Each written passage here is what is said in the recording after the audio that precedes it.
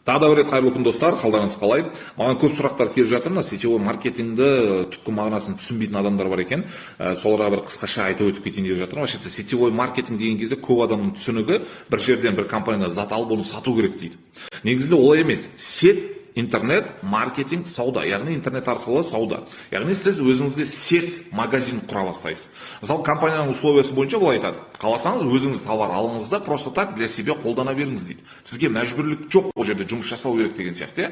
Или болмаса екінші вариант, сіз қолданыңыз ол өнімді тура өзіңіз сияқты қолданатын адамдарды командаңызға жинасаңыз, маркетинг план, бизнес план бойынша сіз уже ақша таба аласыз дейді.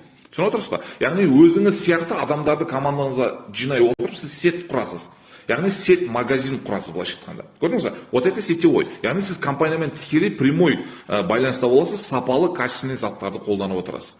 Дәл осылай егер сетевой маркетинг түсінсеңіз, сіз ешқашан өкінбейсіз былай.